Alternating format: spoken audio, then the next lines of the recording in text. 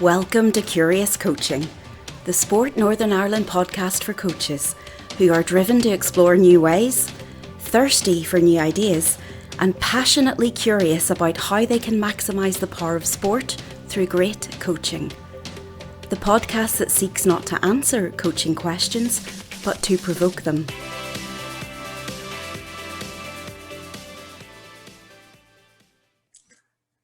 Hello and welcome to the Curious Coaching Podcast. You're here with your hosts, Michael Cook and Simon Toole. We have a slightly different version of the Curious Coaching Podcast. Up until now, we have interviewed coaches about their coaching journey, what's making them curious about coaching, and tried to identify their learning experiences along their sporting pathway. Today, we're going to take a slightly different twist, and we're going to look at a coaching intervention tool called Think Aloud. With us today, we have Fiona Mooney and Dr Amy Whitehead. Fiona has had the pleasure of working with the Think Aloud program and engaging in the Think Aloud program over the last couple of weeks, and we're going to get her take on it. Amy has been instrumental in designing the Think Aloud intervention, and she is going to give us a very detailed breakdown of how the Think Aloud program works and how it can be implemented to improve coaching. Guys, you're very welcome here with us this afternoon. Thanks for coming on the podcast. Thanks, Michael. Thank you. It's great to see you here, and it's for us. We had like to look at how coaches develop, how coaches can improve, and this is a little bit different than we've done previously. So we're quite excited to have both of you on.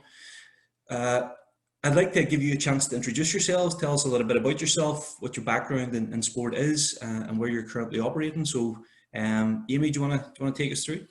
Yeah, of course. Thanks, Michael. I'm a reader in sports psychology and coaching at Liverpool John Moores University, but I'm also a registered sport and exercise psychologist, and I do a lot of work with coaches around coach development, reflection, kind of developing self-awareness.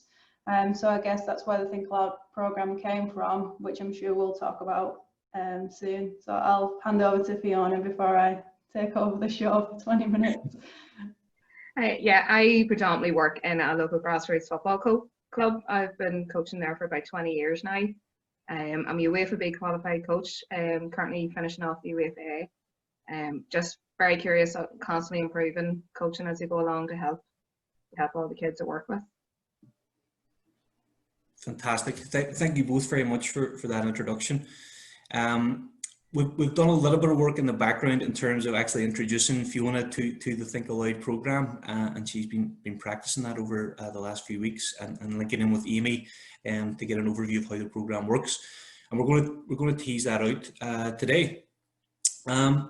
So back over to you, Amy. Tell us a little bit about Think Aloud. If you had to summarise what it is, what it does, how it supports coaches, how would you do that?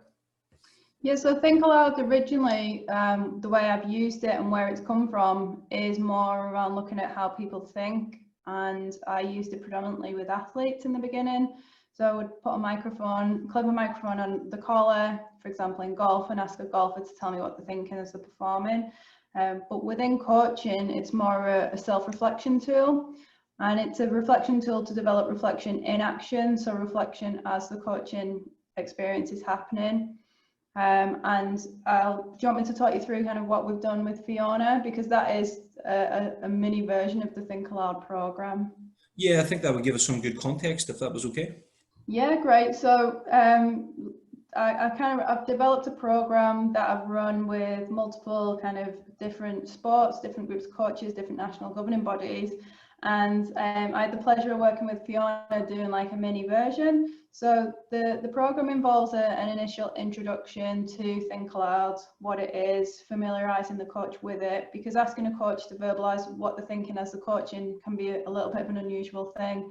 And I'm sure Fiona will talk to us about some of the funny looks or questions she might have had when she was initially using it. So I think just getting the kind of coach up to kind of familiar with it basically, and giving them a chance to ask questions. Then I ask coaches to step into their natural coaching environment, wear a clip mic and a dictaphone, or in Fiona's case, she had headphones with a microphone on attached to a phone in a pocket. And I ask coaches where possible, so they're recording their natural coaching, feedback, anything they're verbalizing, but then where possible, step back and reflect on some of them things that they're doing and thoughts that they're having. So questioning kind of the why.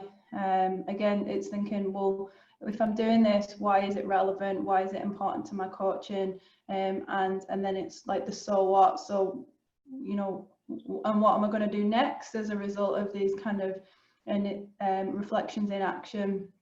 Then I ask coaches to listen back and again follow a kind of a really basic reflection cycle. So again, it's what, so what, now what kind of thing. So what is Fiona noticing about her coaching? What's kind of becoming more apparent as a result of reflection and action? What effect is this having on her coaching, and then what might she change or keep as a result of that? And then me and Fiona have had discussions and kind of a bit of a shared reflection about her experiences of using Think Aloud, her experiences of what she's learned about herself and how she might develop that further. Fantastic. And you mentioned reflection and action there. Whenever we've been supporting coaches or trying to help them develop, we talk a lot about reflection on action, and we've put the video on them and so on. The reflection and action piece can sometimes be a little bit more difficult because we're concentrating on the task at hand in terms of coaching, and it's been difficult to think of really creative ways to do that. But I think Think Aloud provides that model to allow you to reflect in action. Yeah, definitely. I will say that it sometimes is quite difficult for coaches, especially being able to kind of dual process and kind of attend to the coaching session, but also being able to step back and reflect. And it does take practice. And again, I'm sure we'll get some insight from Fiona, but I think Fiona mentioned originally she just was commentating. Would that be fair to say, Fiona? You find yourself at times commentating through, and then you stopped yourself in and went back to more reflection then. Yeah, so I think that happens every single time I work with a coach, and the first time they just find themselves kind of commentating on what's in front of them, and then what tends to happen is they'll then start to step back and think, right, well, this is happening in front of me, but how am I affecting what's happening in front of me? So what is it about my coaching and my actions that are affecting the session and the things I'm observing? And like I've just said, that does take practice, and it does take, it's like developing a new skill. But I think if a coach is able to do that, then they're able to become much more self-aware and just constantly asking the why. So I worked with one particular coach last year, and he said, it sometimes annoys him, but he constantly asks himself now, well, why am I doing that? Why have I set up a session like that? Why have I given that type of feedback? And he's even started to question himself more just outside of, his coaching role. He's also a mentor, so he uses it in that respect and in his day job as well. So I do think it develops this level of self-awareness. Brilliant, thanks, Amy. So Fiona, we're going to ask you a few questions just before we bring Amy back in to ask the more informed questions about the whole process. But I know you described at the start the sport you coach in and a little bit about your coaching. But when you were using Think Aloud, and obviously had a few conversations with Amy beforehand, but when you were using Think Aloud, could you describe the coaching environment that you were working at the time? Who the players were? Were you working with other coaches and things as well, just so we can sort of try and build up a picture of what that really looked like? Yeah, I used it first of all in a match situation. But what I done was inform the parents and the other coaches involved the night before, just to explain what I was doing, and so that they were wondering why I was talking to my caller halfway through the game. And plus, just to make everybody aware, I was recording. My assistant coach never stood beside me at all through the whole game because he was afraid of saying something wrong. And then I've used it in a training session as well. But you were gaining more practice. With more practice, you were getting more used to using it. And the next match I used it for, you could see it. You were less commentating and more observing. Okay, so and what was the reaction from the likes of the parents and the player? You've told us a little bit about the coach or the assistant coach reaction. What was the initial response from parents and players? The parents are very curious about it. They did ask a few questions. It did get a wee bit of crack going amongst the parents' WhatsApp group. There was a few parents I noticed that normally are right beside me every game with their very suggested, opinions of the game, were nowhere to be seen. But it was good now, and they did ask questions afterwards. Did they find it useful? Because many of them are coaches in other sports, and one or two were teachers as well. So they were curious about it. The kids were very curious about it as well, and did ask a lot of questions, which was interesting listening back to. Was the type of questions they were asking. Definitely, although we know now how to get yourself a bit of space on the touchline without without even the benefits of this for a coach development tool. And then how did you find that experience generally, Fiona? Initially at the start, before, I was a wee bit apprehensive. Now when I sat down and thought about what I was hoping to find, I think we all have an idea of what we think we're like on match days. You like to think we're calm and encouraging and positive and supportive, and any information we're giving to the players is constructive. So I was a bit apprehensive, hoping, that I would like what I heard. And I was just interested to hear how I sounded on the sideline. Would I like what I hear if I step back and witnessed myself as a coach? Because I think we do all judge other coaches. So it was good to judge yourself and see how I find it. And what were your reflections afterwards then? How did you find yourself? I was happy enough. I was calm. I was very friendly. I think I realised I spoke to too many people around the club during a game. I was always been pulled away by other club members asking different questions. And I was sort of wondering then, did that affect the game? Did it affect the players I was working with? One of the main observations from the match, I like to think I work with every individual and focus on every individual and give every child the time. But I noticed there was one child I never spoke to the whole session as an individual. He might have been spoken to in his turn as a defender, but and this was the child who was the consistently good player, is always well behaved, the quiet player, and I was quite disappointed in myself that I hadn't spoken to him. So I made sure then the next night of training, he was the first player I went up to and had a wee chat about his game on Saturday and how he's consistently good and consistently well behaved, because I think we're always prone to speaking to the person that needs the most work or the loudest player. So that was just one observation I was disappointed in myself with. No, it's a brilliant verbal observation. Amy, maybe know the precise terminology that we get into there, but that sounds fantastic in terms of just being able to pick up things that straight away you can action in your own coaching. I know a lot of the time when we're doing stuff, you're quite far removed from context at times, and you're sort of wondering sometimes, even when coaches are going out the door, is that going to make any difference? And it's amazing to hear this type of tool being used, because obviously it's making a difference at that very second nearly, or certainly within the few days before it. Amy, maybe bring you in if you've got some questions for Fiona. Yeah, me and Fiona kind of had a reflection on action, shared reflection conversation last week. And I kind of asked Fiona kind of what were the main observations, and Fiona mentioned there that she, really realised that she didn't give feedback or communicate with one specific player. And then something else that Fiona mentioned was around communication and how that's maybe developed as a result of Think Aloud. So it'd be cool if Fiona, you could talk us through that as well.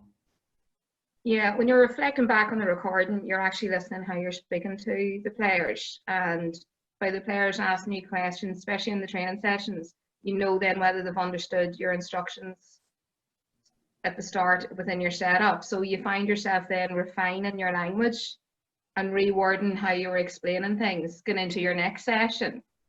And that was very good to be able to reflect back on. So you were finding your sessions then as you were doing it was becoming sharper and clearer. You were maybe adjusting your language to suit certain groups, where if you were training the senior women compared to the under 15s, you just had to adjust your language slightly to suit each group, because you could tell by the kids' reaction and their questions to you what they understood or didn't understand. And then in terms of the technology that you use, so I usually use like a clip mic and a dictaphone, but you were more modern than I am with your mobile phone and your headphones. Was that relatively easy to set up? Yeah, it was very easy to use. Yeah, you just hooked in your earphones as normal and just had it sitting on your collar, and I downloaded a voice recorder app onto the phone, and it was as simple as that, yeah. And were you recording the whole session, or was it just kind of smaller bits? I recorded the whole session because once you get into your session, you forgot it was there. So I recorded from the very start right through to the end just to make sure it was picking up on everything. So you're picking up your conversations and your warm-ups, your conversations with coaches and parents afterwards, which was also quite interesting because you were remembering more due to the recordings than what you maybe would have had without it. That's an interesting point, and that's something that I'm curious about in terms of we've never studied this, but one of the arguments is that if you are, thinking aloud, even if you're not listening back to that recording, you are remembering more because you're verbalizing kind of what's going on and what you're thinking at the time.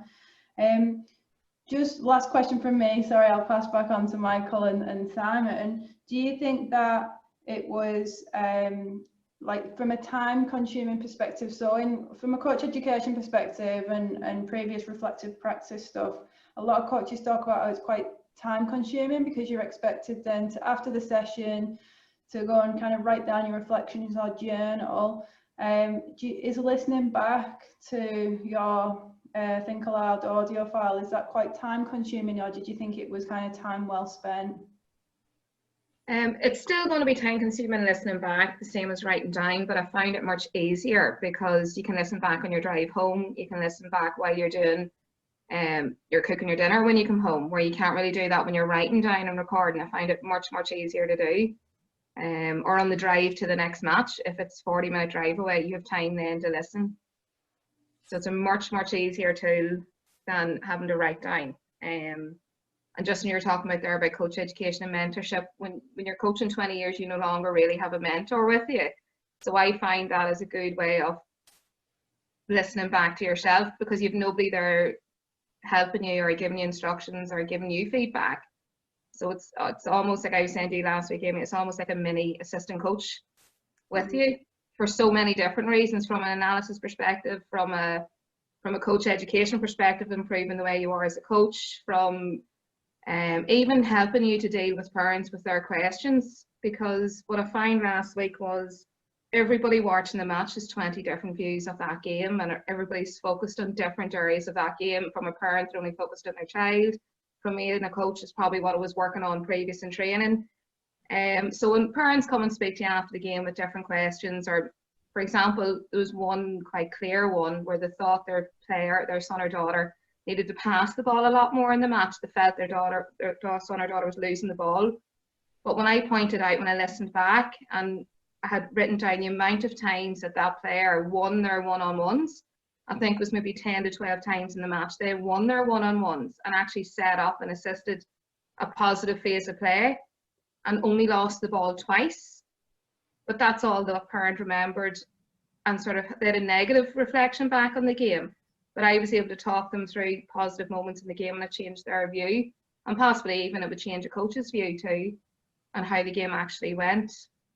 So for a tool, it can be used in so many different ways. If you don't have expensive analysis equipment, if you don't have assistant coaches to help, I find it a very effective tool to use. I'm very interested to know, Fiona, and I think it's maybe I really like that term. It's your assistant coach, or maybe your assistant coach developer helping you along. I'm interested to know, you said you used it twice, and the second time you used it, you became more comfortable with it, and it was less commentary. How did that dialogue change then with you? Did you start to observe what you were seeing, what you were thinking during the sessions? Yeah, the first time around you find yourself just describing the session. The second time round I find myself going, okay, why am I doing that? Am I happy with what I'm seeing? Is it what I was looking for? Am I, even as a coach, am I being positive enough? You find yourself looking not just at the session, but also your actions. You did find yourself reflecting a lot more and asking a lot more questions as you're going through the session. Fantastic. That's interesting to know, and I think both of you have alluded to that in terms of the more times you use it, the more you actually get from it each of those times. And Amy, in terms of Think Aloud, it's obviously been developed over time as a concept. Where's next for the Think Aloud program or the Think Aloud intervention? I think for me, I've always been a bit wary about kind of developing a prescribed program, because I think that every coach can get something so different from it. But I do think there is room for improvement in terms of designing specific kind of step-by-step guides for coaches to make it more accessible, so that, you know, they don't have to sit in a workshop with me. They can you know, use an online video or a set of guidelines to kind of go and have the confidence to have a go. And then also, again, maybe setting up more of a step-by-step process of reflection. So I know I give Fiona kind of some questions to think about around what she was observing, how that was affecting the session, you know, if it was relevant at all, or if you can kind of forget about that, and then kind of what next. I think that could be something that we develop more to help coaches to reflect on a deeper level. And just kind of keep refining the process. But I'm always a little bit careful about being too prescriptive, because I think that Fiona's just mentioned, you know, observing certain things about her own practice, that if you use it, Michael, you might observe things that are completely different. So it's not a tool to develop the same things in every coach. It's a tool to develop awareness and improve reflection. But also I think that the element of the shared reflection is really important. So being able to have that discussion with somebody else. I know Fiona mentioned that she doesn't have a mentor, and, you know, she doesn't have the luxury of a community of practice, but being able to share and have that discussion with myself, with Fiona, I think that's something that we need to, or national governing bodies, or, you know, coach education needs to maybe put in a more formal, put together in a more formal way. Yeah, absolutely, and no doubt that was a very useful sense-making conversation, which actually added so much more to the Think Aloud experience, rather than just going out and doing that reflection and action on its own. Yeah, definitely. Sorry, Simon, I'm just going to pass over to you now, because I think you've got a very important question you'd like to ask both our guests. Yeah, absolutely. So, Amy, we'll start with you, because it might be linked to what you've just been chatting about. But as ever, we always ask people what they're curious about and what they're going to look at next, or what's in the pipeline for them. So is there anything that is making you quite curious now, whether it's in the area we've been just chatting about, or whether it's in a different area?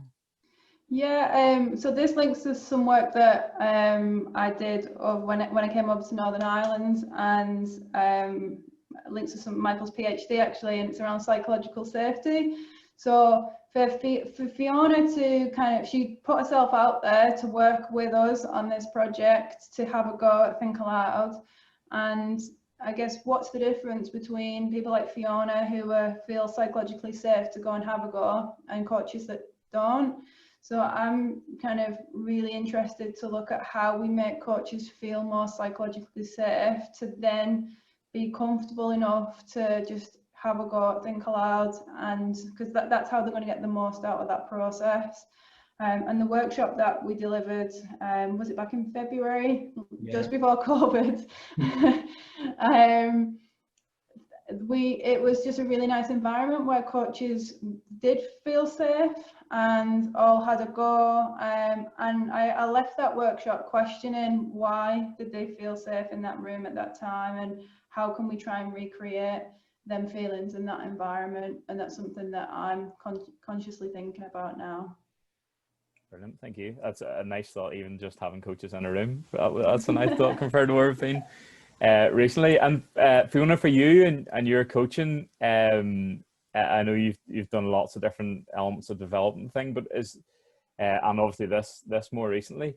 Is there anything that you're now thinking about your coaching, something that you're curious to find out a little bit more about, or try something different?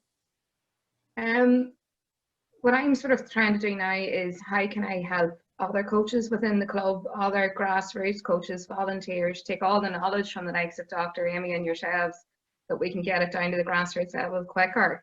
And that's what if there's any way if I can help get that, the likes of this Think Aloud would be so simply done across the club. Very little tools needed. So yeah, so that's where I'm kind of focused on at the minute, is how can I bring all the fantastic knowledge that's out there down to the grassroots level without too much time consuming and cost for grassroots clubs and volunteers. Brilliant. That sounds like that would be time well spent as well. And as you say, it's becoming easier and easier to get information. I think that's the one thing for me through this sort of restrictions on, and joking about having coaches in the room, but over this period of time there's so much content that's been developed that's out there and free to access, and as you say, then tool like Think Aloud is there for people to have a go with and see how they get on, which is really, really fantastic. So Fiona, Amy, really like to thank you on behalf of Michael and I both. Normally we're really grateful when people give us an hour to have a chat with us for the podcast, but you've given us a lot more than an hour for the time that has gone in between your conversations with each other beforehand, trying it out live, Fiona, as well.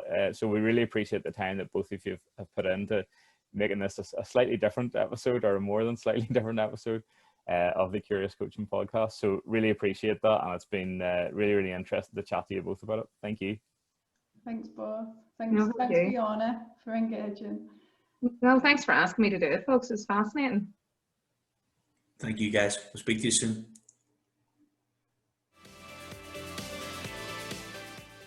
So Michael and I really enjoyed chatting to Amy and Fiona about Think Aloud and Fiona's application of Think Aloud within her coaching context. And that was very much the focus for this episode, was around its application in real life with real coaches in a real context. So hopefully that was useful for all of you. If you are interested in Think Aloud, you could definitely get in touch with Amy on Twitter, or Amy recorded a really good podcast around Think Aloud with Dan Abrahams on the Sports Psych Show not so long ago. It's episode 104 of the Sports Psych Show. So definitely check it out if you want to find out a little bit more about Think Aloud itself. Michael, for you today, any standouts? Yeah, as you say, it was really useful just to see Think Aloud in an applied context. For me, we talk a lot about helping coaches reflect and how to use reflection as a tool to improve and develop. And certainly in my experience, a lot of that reflection has been reflection on action, and probably less so for reflection in action. So reflecting as we are coaching or involved in the sporting environment. And for me, it was really useful to see an effective tool in practice in a coaching setting, and I think Fiona captured that really well in terms of how she had used it. Also for me, the bit she talked about how it had saved some time, or at least been more effective with her time in terms of actually she could listen to her notes on the way home from coaching or from a game. She could put the headphones on and listen to her reflections during dinner, and that has really helped her become more reflective and influenced her next coaching session. So I think it was very useful. I enjoyed taking a different stance on how we normally do things as well during the episode. So rather than just a straightforward interview, it was good to hear about a coaching intervention in place. Yeah, I think for me, Michael, definitely echo some of those things as well. I think Fiona's observation around the child that she felt she hadn't had sort of individual interaction with, I thought that was a really, really great observation. And you could see benefits straight away. Straight away, she was going to do something different in her coaching. And I suppose that's the context specific and the application of the tool that Amy has developed. It just shows the use of it and how it can make a big difference to somebody's coaching, but in no time at all. And while you're still coaching, very, very applied. So I think that's the thing for me. And I know we've had conversations around how we might maybe embed it within some coach learning that we're developing at the minute. So I think that will be interesting to take that along as well. So just in finishing, just to thank anybody who's listened along to this episode. Hopefully you found the conversation useful, and a massive thanks from Michael and I to both Amy and Fiona. Normally we are so grateful for people giving us an hour and a half to have a chat. Both Amy and Fiona put a lot more time into it beforehand of working through the Think Aloud process, and then Fiona going on applying that in her own coaching context as well. So both guys went above and beyond to help us make this episode. So really, really appreciate their time as well. And we look forward to another conversation with another couple of coaches next month for the next episode of the Curious Coaching Podcast. Curious Coaching is brought to you by Sport Northern Ireland. We hope that this episode has sparked some curiosity for you and your coaching. The future belongs to the curious.